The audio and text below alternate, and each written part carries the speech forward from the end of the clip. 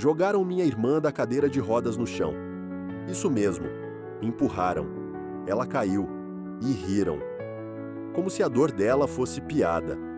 Eu queria ter feito algo, mas ela fez, com palavras, com atitude, com uma coragem que nem eu sabia que ela tinha.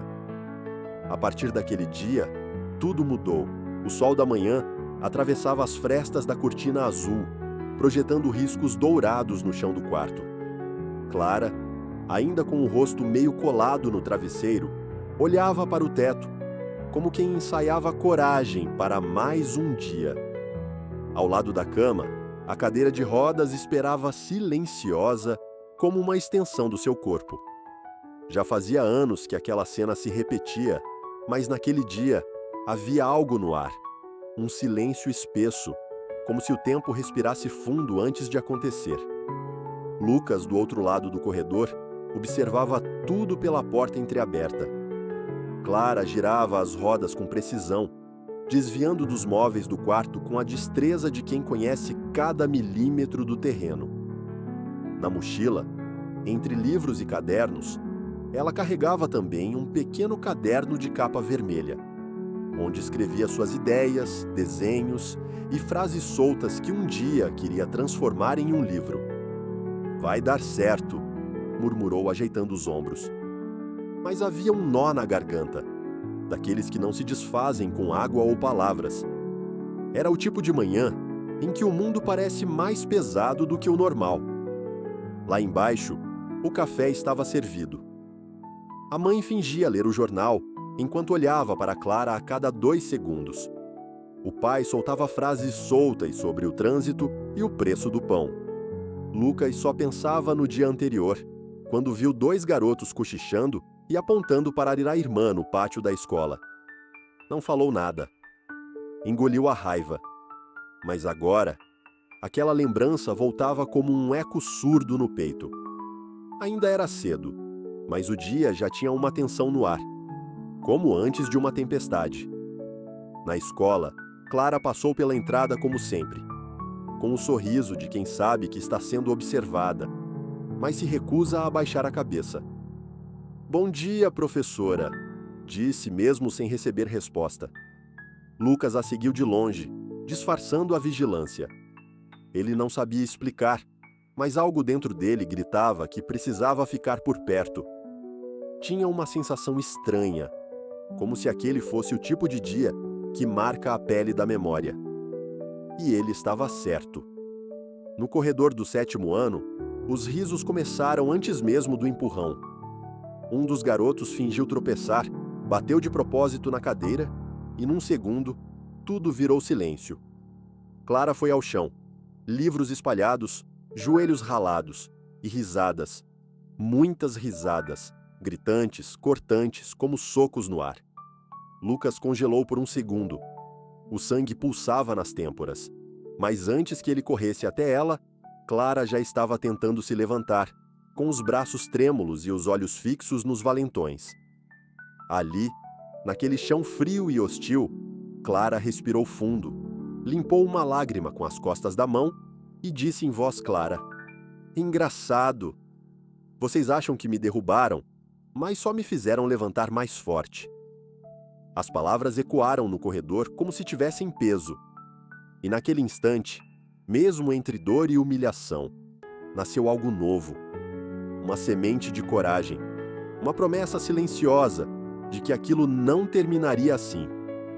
Depois do que aconteceu no corredor, o silêncio tomou conta do carro na volta para casa. Clara olhava pela janela, os olhos fixos em nada, enquanto Lucas apertava os punhos sobre o colo. A mãe tentava puxar assunto. O pai falava sobre conversar com a direção, mas ninguém ousava falar do que todos realmente sentiam. Até que Clara quebrou o silêncio. "Eles acham que eu sou o problema, mas será que eles enxergam quem realmente são?" A frase caiu como pedra no assoalho do carro. E foi nesse instante que algo se acendeu dentro de Lucas. No jantar daquela noite, ainda pairava no ar o gosto amargo do que houve. O pai falava em denúncia, a mãe em cautela. Mas Clara estava estranhamente serena.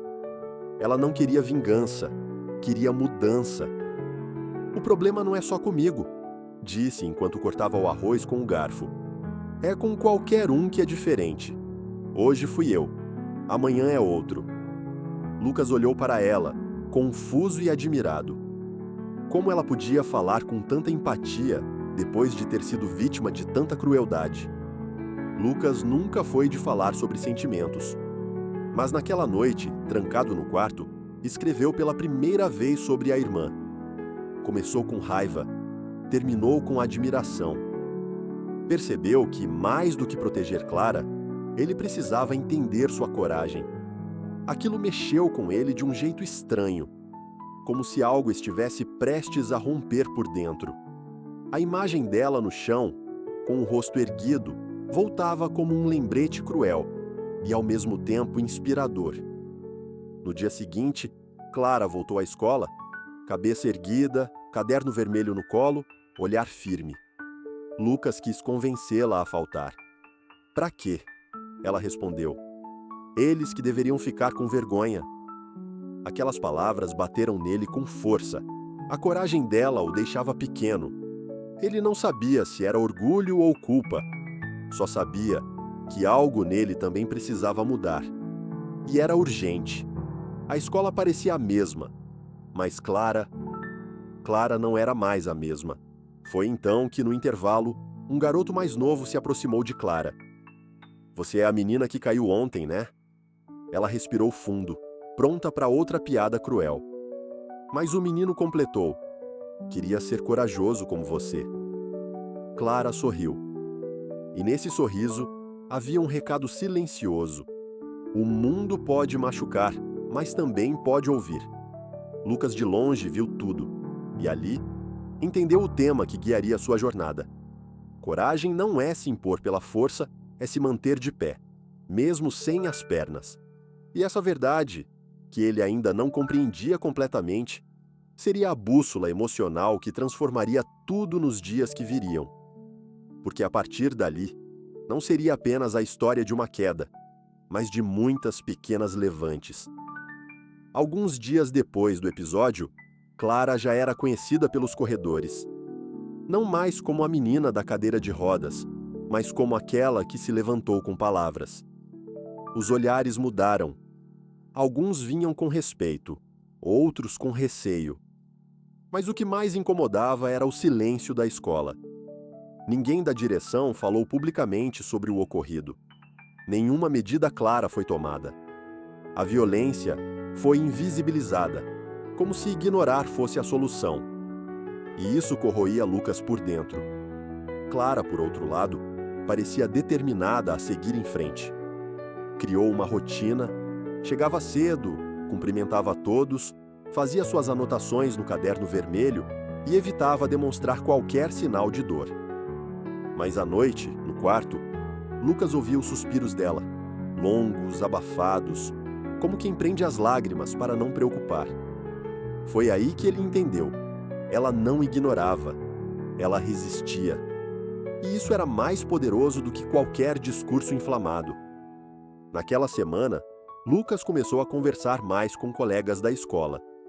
Descobriu histórias antigas de bullying, empurrões escondidos no pátio, provocações mascaradas de brincadeiras. Era como se a escola tivesse um histórico enterrado de empatia ausente. Uma cultura de silêncio. Clara foi só a gota que fez o copo transbordar. E Lucas começou a registrar tudo.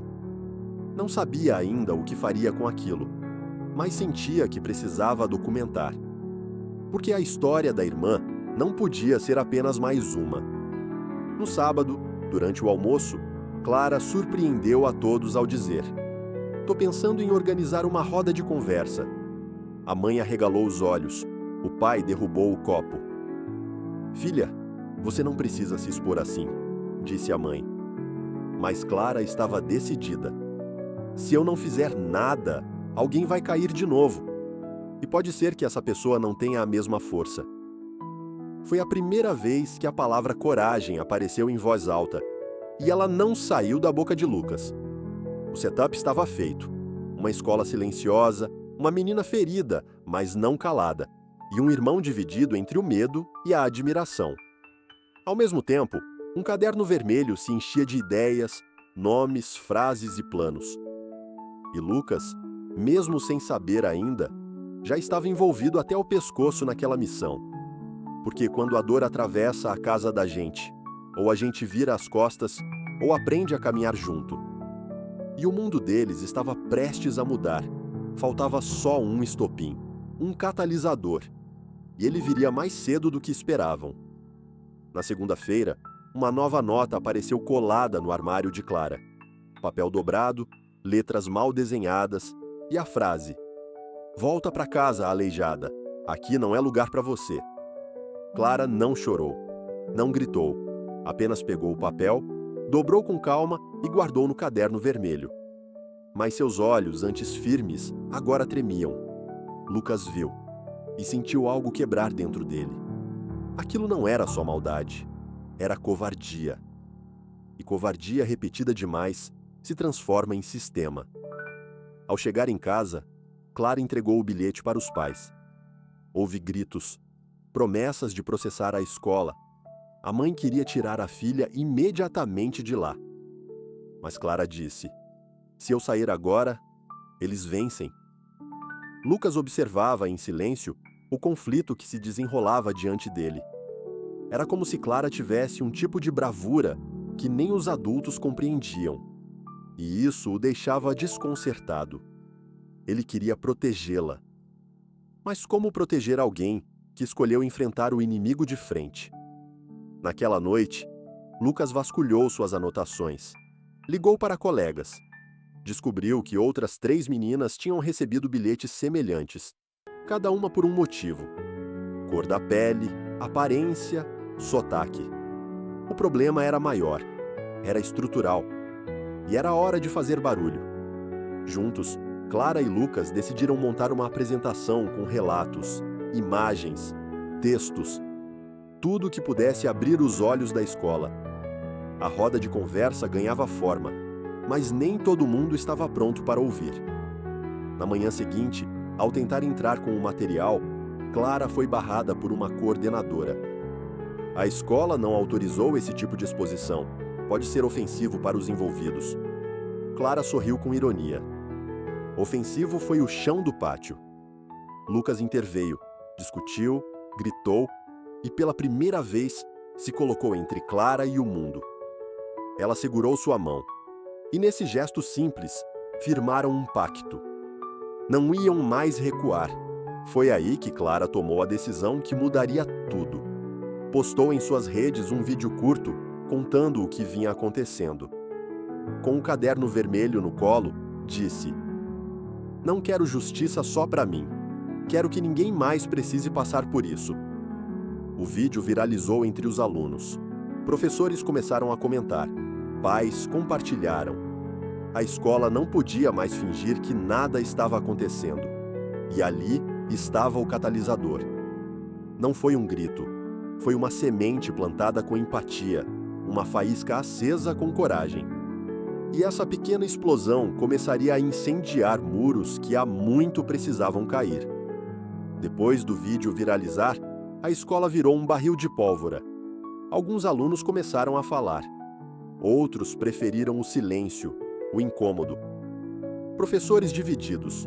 Alguns diziam que Clara era corajosa, outros achavam que estava exagerando. Lucas via tudo isso com um aperto no peito. A exposição ajudaria ou só pioraria a situação? Ele se perguntava se tinham ido longe demais. E se no fim, Clara sairia mais ferida do que antes. A dúvida começava a corroer. Clara, por fora, mantinha a calma. Continuava indo à escola, encarando cada corredor como um campo de batalha. Mas à noite, já não escrevia no caderno vermelho. Ficava olhando para ele, como quem procura respostas num papel em branco. "E se eles tiverem razão?" sussurrou certa noite. Lucas se virou surpreso. "Razão sobre o quê?" Ela hesitou. "De que eu tô forçando demais? Que eu devia só deixar pra lá." Foi nesse instante que Lucas percebeu: até os mais fortes tremem. E isso também é coragem. Nos dias seguintes, Lucas se afastou um pouco. Precisava pensar. Sentia um peso. Tinha incentivado Clara, acreditado nela. Mas agora via o desgaste. A menina firme estava desmoronando aos poucos, e ele não sabia se era justo continuar. Começou a considerar as alternativas. Talvez devessem mesmo mudar de escola. Talvez fosse melhor recuar, dar tempo ao tempo. Mas algo o impedia de aceitar isso completamente. Era a imagem da irmã caída no chão, e o que ela disse logo depois. Foi então que ele conversou com a professora Ana, uma das poucas que se posicionaram publicamente a favor de Clara. Sabe o que é mais bonito na sua irmã? Ela disse. Não é o que ela aguenta, é o que ela transforma. Essas palavras ficaram ecoando na cabeça de Lucas. Transformar. Talvez fosse isso. Não era sobre lutar para vencer. Era sobre não deixar a dor passar em vão. A empatia que Clara mostrava, mesmo com tudo que sofreu, era a chave. E ele começou a ver com mais clareza. Clara, ainda dividida entre ir em frente ou recuar, pediu conselhos à avó, mulher de poucas palavras e sabedoria simples. A gente só se cala quando o que a gente tem a dizer não ajuda mais ninguém, ela disse. Clara sorriu. Não era o caso. Havia muitos que ainda precisavam ouvir, muitos que se calavam por medo, muitos que, como ela, sonhavam em um dia se levantar, de alguma forma. Aquela dúvida se transformava agora em impulso. A chama acesa não podia apagar. E foi nessa mistura de incerteza e verdade que ambos decidiram. Continuariam, por Clara, por Lucas, por quem ainda não tinha voz. O debate não era sobre ir ou parar, era sobre o que significava seguir. E mesmo com o coração apertado, os dois escolheram continuar, juntos pela família, pela coragem, pela superação. Na manhã de quinta-feira, Clara acordou mais cedo que o normal. Escovou os cabelos com calma. Escolheu uma roupa diferente, um moletom vermelho com a frase "Não me empurre, eu ando com as palavras". Foi presente do Lucas meses antes, mas ela nunca havia usado. Quando apareceu pronta na sala, os pais se entreolharam. Lucas entendeu. Aquele dia marcaria o início de algo novo. Ela não ia mais esperar permissão. Ia agir, e ele iria junto. Chegaram cedo à escola. Na mochila, além dos cadernos, levavam cartazes feitos por alunos que decidiram apoiá-los. Frases como: "Empatia é o que te falta", "Cadeira não é motivo de vergonha", "Bullying sim" e "Coragem se escreve com C de Clara". Quando entraram pelo portão, olhares se voltaram como em câmera lenta. Uns desviaram, outros aplaudiram em silêncio. Mas havia algo diferente no ar. Não era mais medo, era tensão misturada com respeito. Na sala da diretoria, o diretor os recebeu com expressão tensa. Tentou interromper a iniciativa, dizendo que aquilo poderia gerar mais conflitos do que soluções. Mas Clara foi firme. A escola é para aprender, né? Então que aprendam com a gente. Lucas estava ao lado dela, mas sabia que não precisava mais ser o escudo. Ela se bastava. A direção, pressionada pelo movimento nas redes sociais e pelos comentários entre os pais, autorizou um encontro no auditório no fim do dia. Durante o intervalo, Lucas viu algo que o tocou profundamente. 2 garotos empurravam um menino mais novo contra o bebedouro.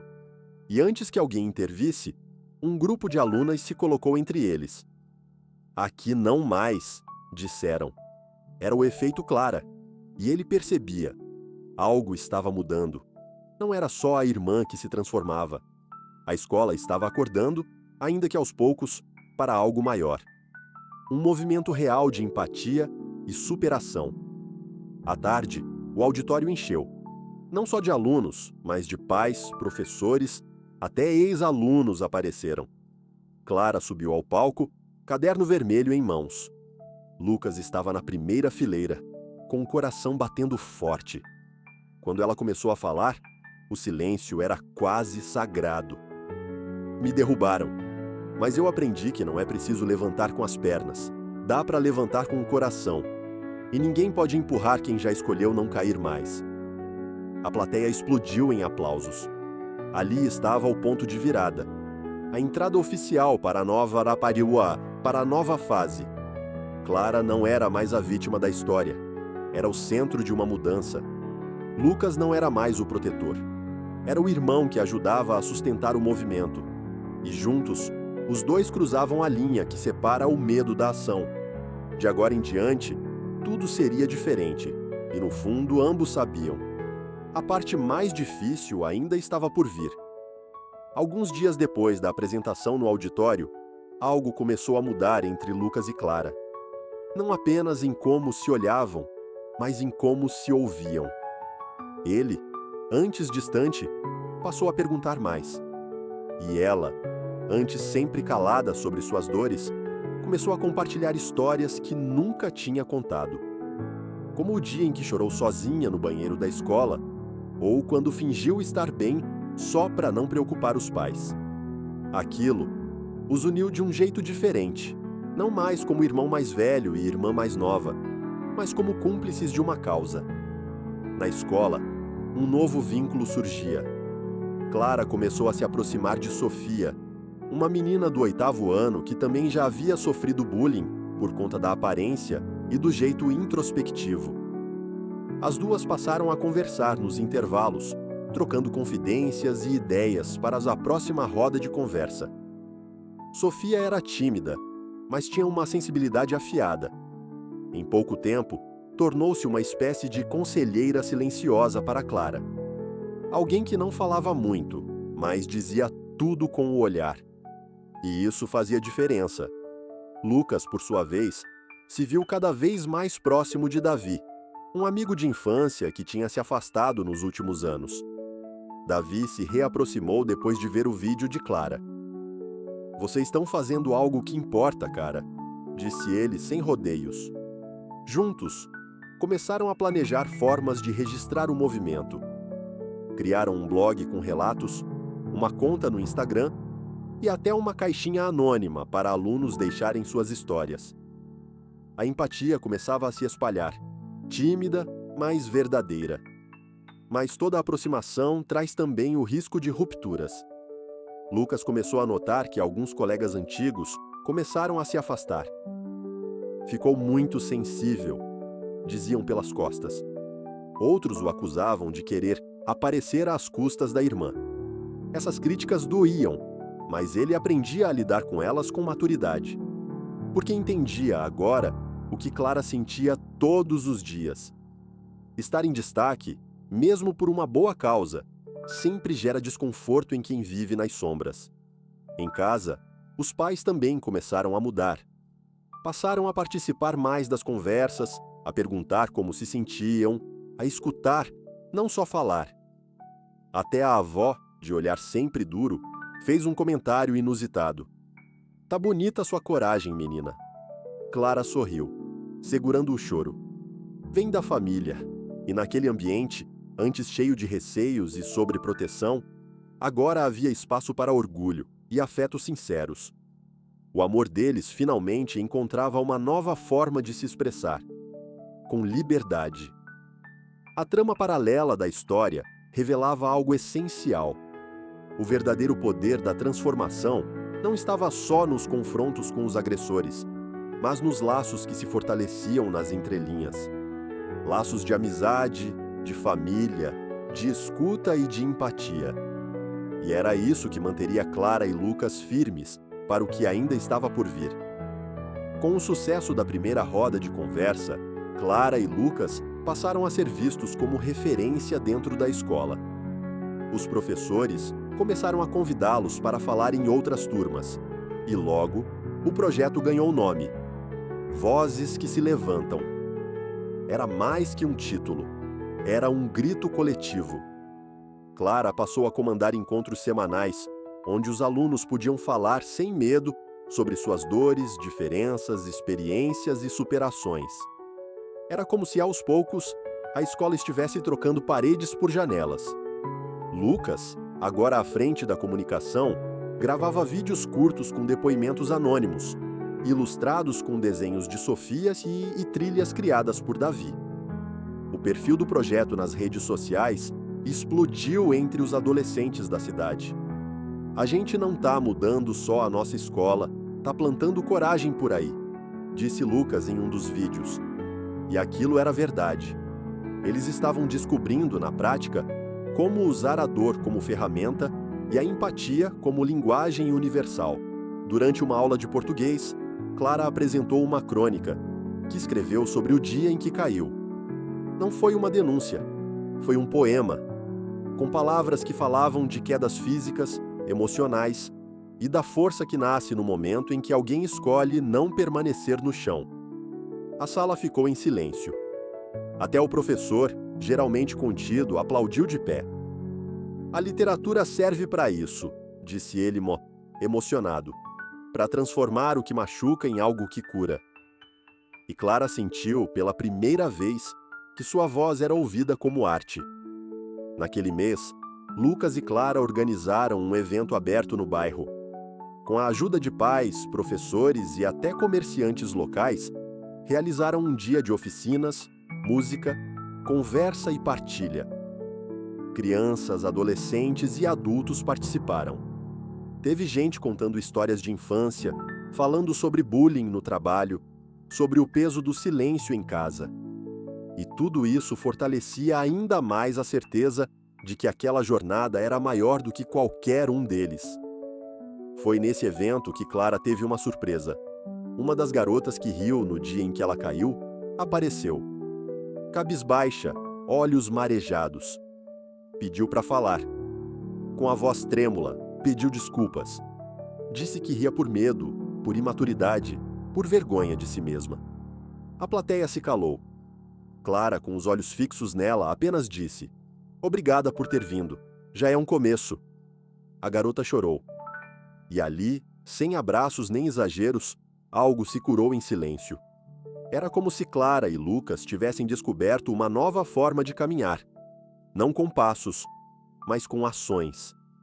Cada conversa, cada sorriso, cada reconciliação era um passo adiante na trilha da superação. E o que antes parecia um trauma isolado, agora era o ponto de partida de algo maior. Eles estavam criando um novo jeito de viver, com coragem, com empatia e com a certeza de que, quando se anda junto, ninguém fica para trás. Poucos meses depois, Clara foi convidada para participar de uma palestra em um evento regional sobre inclusão nas escolas. Ela hesitou, mas aceitou. Subiu ao palco de um auditório lotado, com pais, professores e estudantes de várias cidades.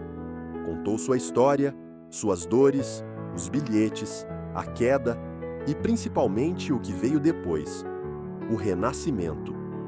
Lucas a assistia das cadeiras, peito estufado de orgulho. Ela era, sem dúvida, a pessoa mais forte que ele conhecia. Aquilo parecia um sonho, mas o coração dele estava inquieto. Na volta para casa, silêncio no carro. Clara olhava pela janela, mas o olhar não era o mesmo da menina que sonhava acordada. Estava cansada, distante. "Tá tudo bem?" Lucas perguntou. Ela forçou um sorriso. Só pensando.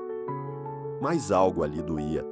Como se o peso de ser exemplo começasse a se tornar mais difícil de carregar. E pela primeira vez desde que tudo começou, Lucas se perguntou: será que estavam exigindo demais dela? Os dias seguintes trouxeram mudanças sutis. Clara começou a faltar aos encontros. Deixava o caderno vermelho fechado. Dormia mais. Evitava conversas profundas. Lucas tentava respeitar, mas se preocupava. As pessoas continuavam elogiando, chamando, pedindo conselhos, mas quase ninguém perguntava como ela estava de verdade. Ela, que sempre teve coragem para tudo, agora parecia sem forças até para sorrir. E isso, aos poucos, ia virando um nó no peito dele. Uma tarde, Lucas a encontrou no quintal, desenhando com o dedo na terra. Tá todo mundo esperando que eu seja forte o tempo todo, Lu, ela sussurrou. Mas tem dias que eu só queria ser invisível. Ele se sentou ao lado, engolindo seco. Nunca a tinha visto assim. E sentiu o gosto amargo da impotência. Entendeu que empatia também é saber quando não se exige resposta. É só estar ali, presente, em silêncio. Só isso. Porque às vezes é tudo o que se pode dar. Mesmo assim, algo naquele momento começou a mudar. Clara o olhou com olhos marejados, mas não havia desistência ali. Só cansaço. Acho que eu preciso aprender a me ouvir também, né? Lucas assentiu. Era isso. A grande virada não era mais sobre levantar a escola, era sobre cuidar de si. E essa nova jornada, mais íntima e silenciosa, exigiria um tipo diferente de coragem, a de não se perder de si mesma enquanto ajuda o mundo. E assim, no ponto mais alto da história pública de Clara, surgia também o início de um colapso interno. O momento em que se percebe que até os heróis precisam de pausa, e que o caminho da superação é feito não só de vitórias, mas de freios, quedas sutis e a humildade de aceitar ajuda. O medo agora não vinha mais dos outros, vinha de dentro. Algumas semanas depois, a direção da escola convocou uma reunião com os pais. No convite, uma justificativa vaga: revisão das diretrizes pedagógicas e de convivência. Mas Lucas sabia que havia algo por trás. E estava certo. Na reunião, o diretor, pressionado por um grupo de responsáveis mais conservadores, anunciou o encerramento das rodas de conversa e das campanhas organizadas pelos alunos. Alegou excesso de exposição e conflitos entre os estudantes. Clara não estava presente. Quando Lucas contou, ela apenas murmurou. Sabia que isso podia acontecer. A notícia caiu como uma bomba entre os alunos. Alguns se revoltaram, outros se calaram. Sofia chorou. Davi xingou alto. Mas Lucas ficou parado, estático, com um peso imenso no peito. Tudo o que tinham construído com empatia e coragem estava sendo apagado com justificativas frias. Eles querem voltar ao silêncio, disse Davi. Querem fazer parecer que nada aconteceu. Lucas sabia que estavam certos, mas ao olhar para Clara, agora mais retraída, ele sentiu algo diferente. Medo de que ela não tivesse mais forças para lutar. Nos corredores, os bilhetes voltaram, menores, mais sutis, mas com o mesmo veneno. Palavras como heroína de mentira, drama demais e pé demais curtidas aí começaram a circular em papéis dobrados. Clara não reagia mais como antes. Guardava tudo. Evitava olhar para Lucas. Começava a se isolar. O quarto dela, antes cheio de cartazes e frases motivacionais, agora estava silencioso, escuro. O caderno vermelho, fechado sobre a mesa, parecia mais um túmulo do que um diário. Foi então que Lucas teve um acesso de raiva. No meio da aula, discutiu com um colega que riu ao citar Clara. Levantou a voz, jogou a cadeira no chão e foi suspenso por 2 dias. Em casa, os pais tentaram conversar, mas ele não quis ouvir. Estava frustrado, se sentia inútil e, mais do que isso, culpado. Culpado por ter incentivado Clara, por não ter previsto que a escola voltaria atrás, por não conseguir protegê-la, nem de si mesma. Naquela noite, ao entrar no quarto da irmã sem bater, encontrou-a com fones de ouvido, o rosto pálido e olhar distante. A gente perdeu, Lu, ela disse sem emoção. Eles tiraram tudo da gente. Lucas quis dizer que não era verdade, mas ele também não sabia mais. O movimento havia virado poeira. Os aliados estavam cansados. E o que restava era um silêncio sufocante, pesado. Um desânimo que começava a vencer até a esperança mais teimosa. Ali, entre suspiros contidos e olhos vazios, o verdadeiro inimigo se revelava. Não era a escola, nem os valentões. Era o cansaço, a solidão, a sensação de impotência, o medo de que nada nunca mudasse de verdade. E como uma nuvem escura, esse inimigo começava a se espalhar, devagar, mas profundo. E a escuridão estava só começando. Clara não foi à escola naquela segunda-feira, nem na terça, nem na quarta. Ficou no quarto, cortinas fechadas, celular desligado. Os pais diziam que era só cansaço, que ela precisava descansar. Mas Lucas sabia, era mais do que isso. O brilho nos olhos dela tinha se apagado. E o pior não era o silêncio. Era a ausência. Clara sempre foi presença, mesmo quando não falava. E agora, era só um corpo no canto do sofá. Na quinta, Lucas entrou no quarto dela sem avisar. Encontrou o caderno vermelho rasgado em cima da mesa.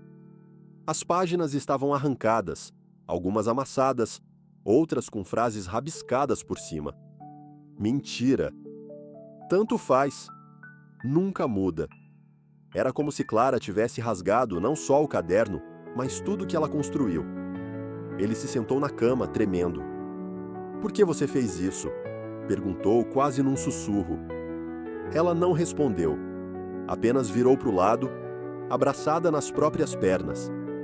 Naquela noite, Lucas desceu até a garagem e encontrou sua bicicleta jogada no chão, como se tivessem arrombado o cadeado.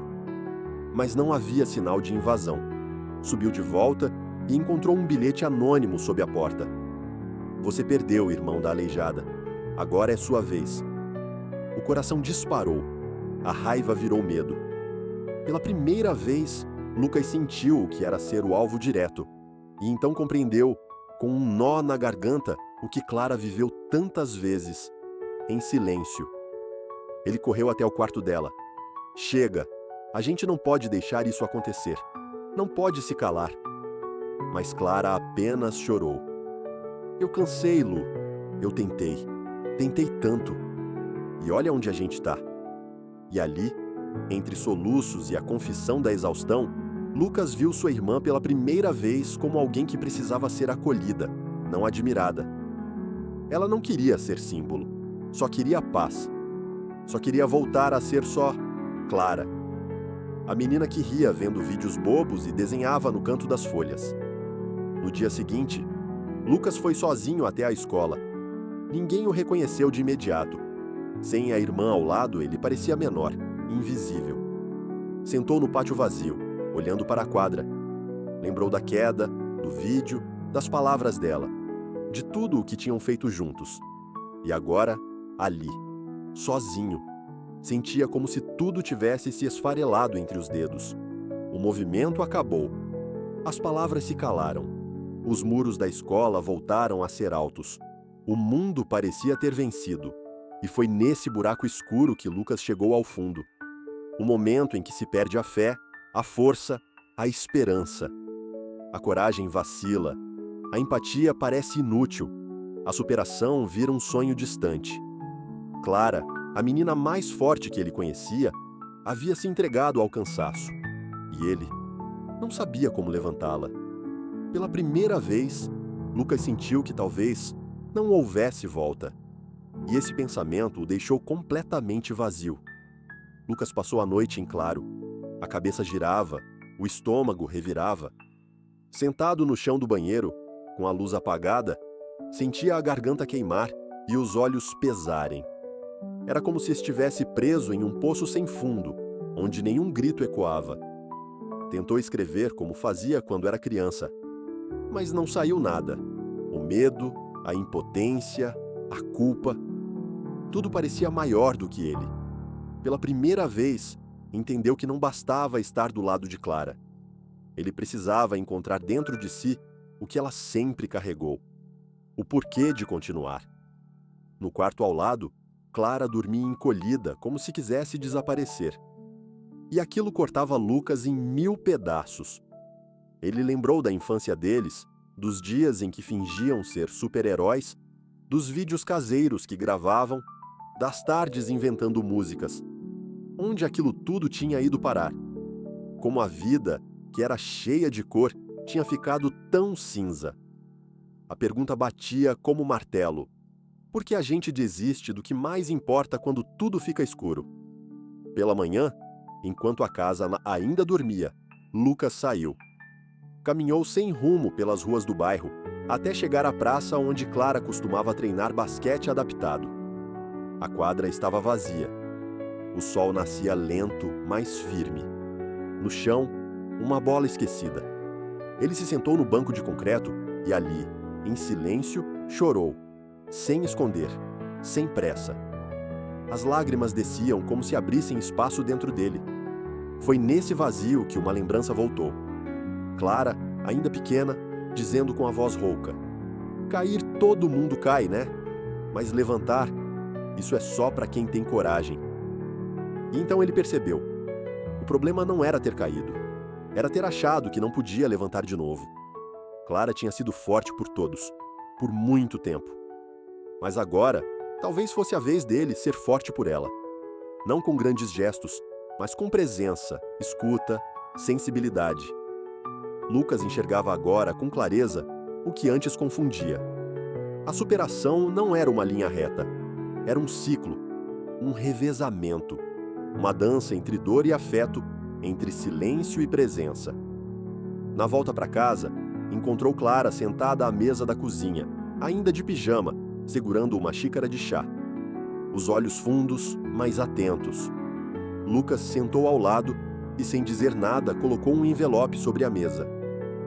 Dentro estavam algumas páginas do caderno vermelho, as que ele havia conseguido resgatar. "Se quiser começar de novo, eu tô aqui." Clara não respondeu de imediato, mas os olhos se encheram, e naquele instante ele soube. Ela não estava sozinha, e isso mudava tudo. A noite escura da alma não havia terminado, mas agora havia uma fresta, um rasgo na cortina do desespero por onde entrava um fio de luz. E esse fio, ainda que tênue, era feito de algo indestrutível: amor. O tipo de amor que acolhe, que espera, que não cobra. O tipo de amor que, mesmo ferido, insiste em permanecer. 2 dias depois, Clara apareceu no café da manhã, com o cabelo preso, olhos ainda cansados, mas algo diferente na postura. Não disse muito, mas colocou o caderno vermelho, agora com novas folhas coladas à capa, sobre a mesa. Lucas olhou para ela com cuidado, esperando algum sinal. Ela apenas disse: "Não sei se eu tô pronta para tudo, mas tô pronta para tentar." Foi a primeira vez em semanas que ele viu nela não só coragem, mas também humanidade. E isso era ainda mais bonito. Naquela tarde, Clara pediu para ir com Lucas até a escola. Não para um protesto, nem para falar com a direção. Ela só queria andar pelos corredores, sentir o chão de novo, ver quem ainda a olhava com desprezo e quem, no fundo, a esperava voltar. Ao passarem pela biblioteca, encontraram um grupo de alunos sentados em roda. Quando viram Clara, se levantaram, tímidos. "A gente ainda se reúne, mesmo sem permissão", disse uma menina. "A gente não desistiu." E naquele instante, algo se reacendeu. Lucas não esperava por aquilo.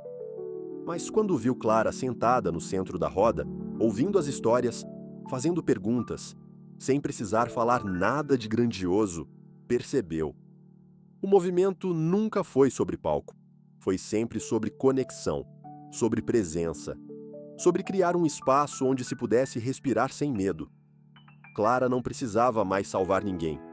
Só precisava ser ela, e isso já era suficiente. Naquela noite, os dois desenharam um novo plano. Sem plateia, sem holofotes.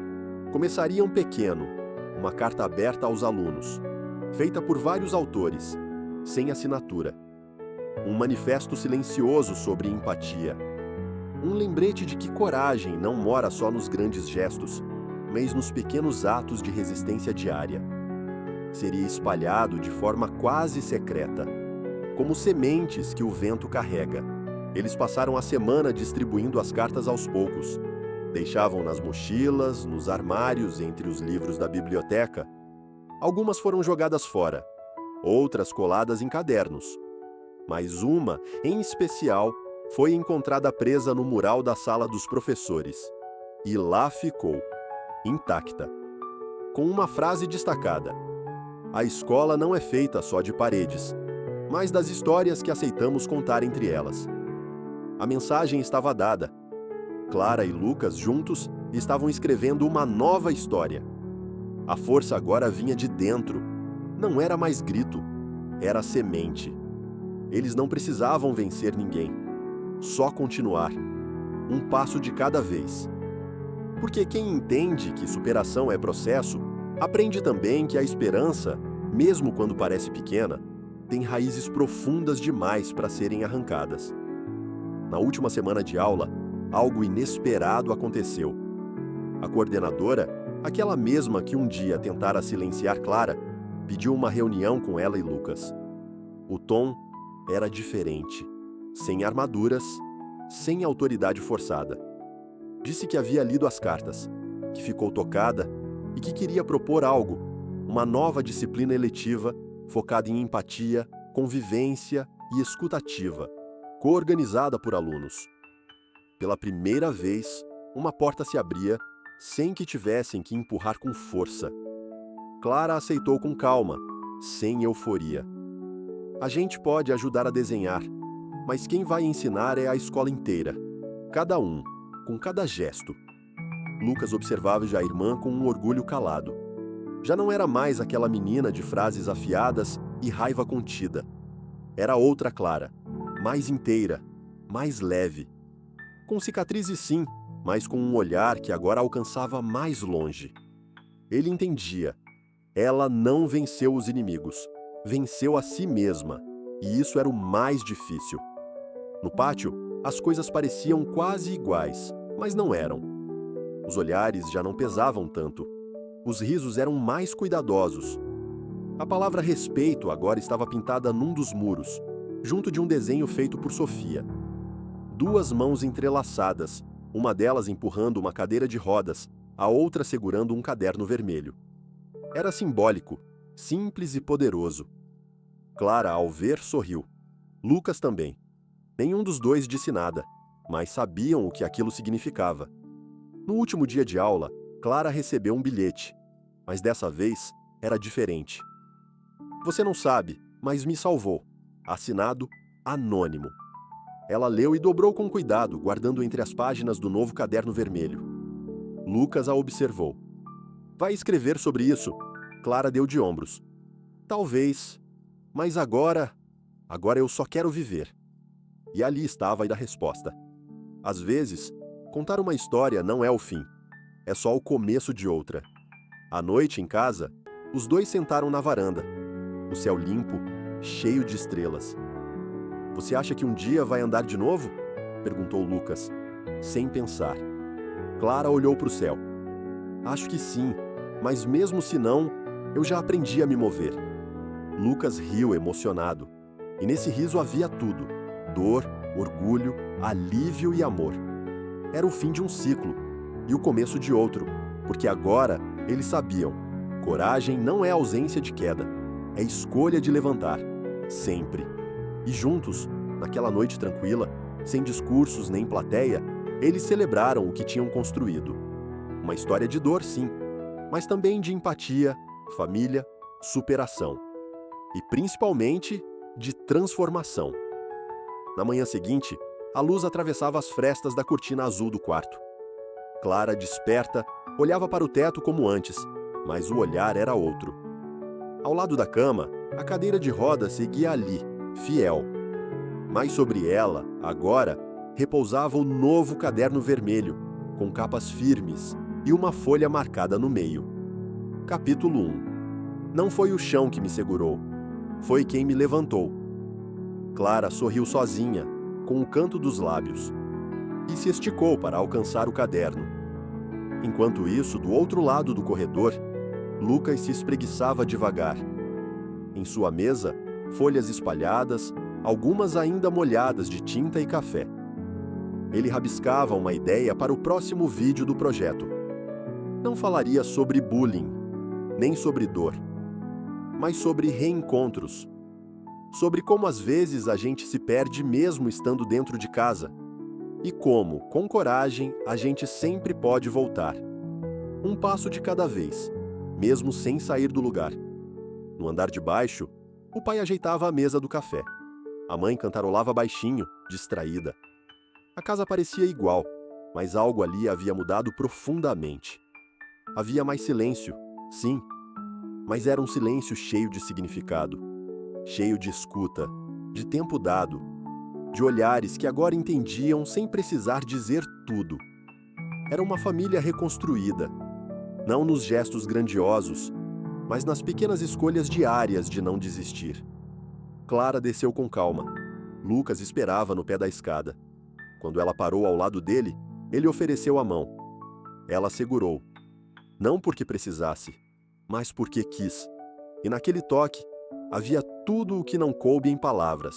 Um pacto sem promessas. Só presença. Só amor. Uma cumplicidade que agora não dependia de dor para existir. Do lado de fora, o dia nascia limpo, como quem oferece uma nova chance. Clara colocou o caderno sobre o colo e disse: "Vamos." Lucas assentiu. E saíram. Juntos. Sem pressa.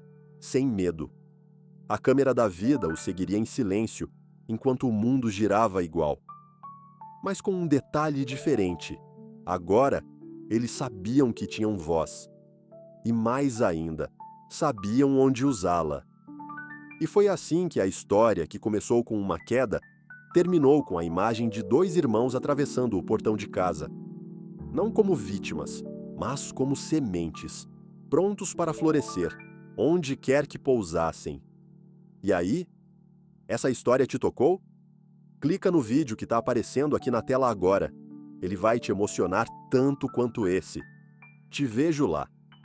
Tem muitas outras como essa esperando por você aqui no canal. Se inscreve, ativa o sininho e continua com a gente nessa jornada de histórias reais e emocionantes.